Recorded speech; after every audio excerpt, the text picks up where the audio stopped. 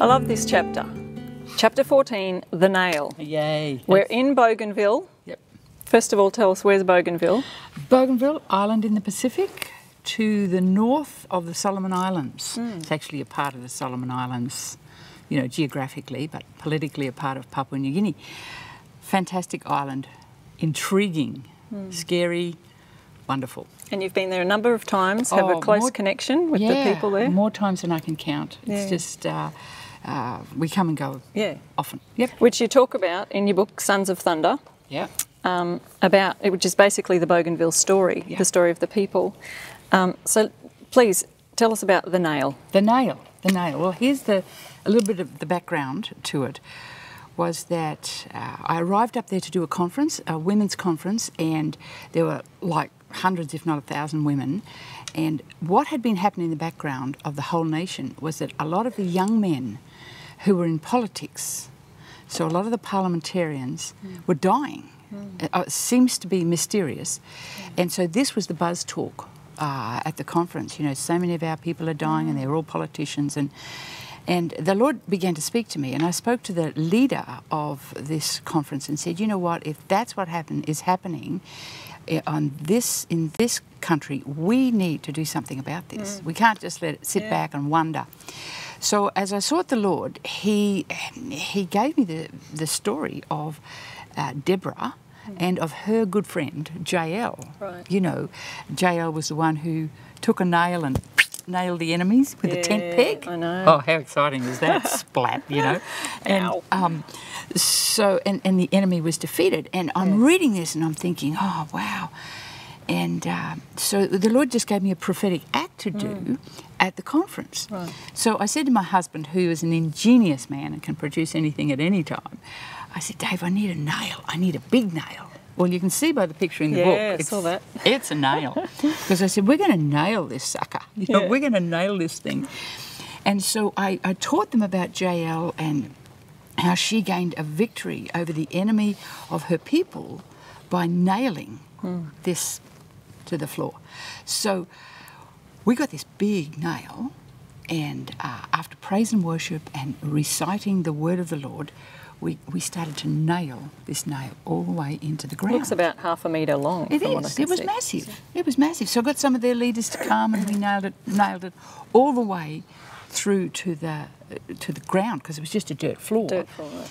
And then we covered it over with dirt, and all the girls came down and started dancing on it and praising God and whatnot. And so that was what was happening. Right. Sometime later, we left the area where we were and went out through Bouka, which is the only way out of Bougainville. Right. And in Bouka, it was where the parliament is, and the president, with whom we had become good friends, he heard that we were going through Bouka, and he called for us to come. And while we're in his office, he starts telling me about this tower outside his window. It was a large communications tower, and how that it had fallen and had threatened to kill not only him and his staff. And I'm like, wow. He gives us the eyewitness account, which said that the people watched as the tower, the communication tower, began to totter and fall, threatening to fall over the top of his officers, which would have been himself and his staff and his deputy prime minister, president as it is there.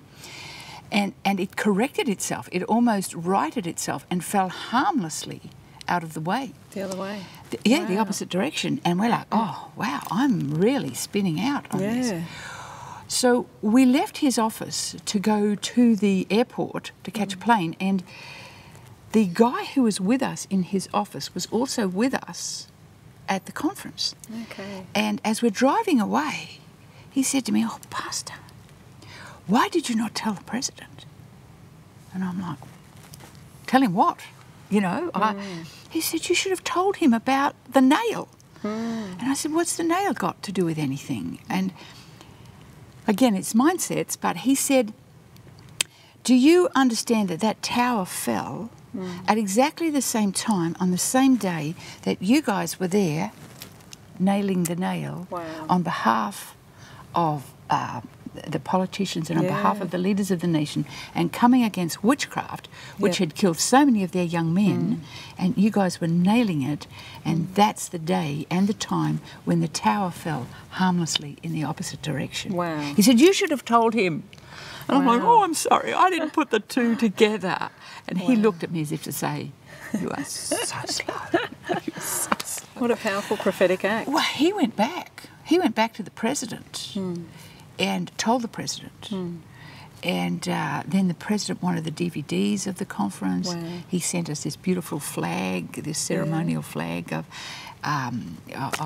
Bougainville. And, yeah, it was just it was such a lesson to me about prophetic acts. Yeah. So if God tells you to do something, no matter how crazy it seems or unusual, that it's for a purpose. Oh, yeah, because some of the things that we see, we do are so out of context. But God knows what he's doing and he sees what we don't. And so prophetic acts, if they're in God, not just out of our own mind, but if God's on it, prophetic act is very powerful in heaven and on earth. Very good. Yay.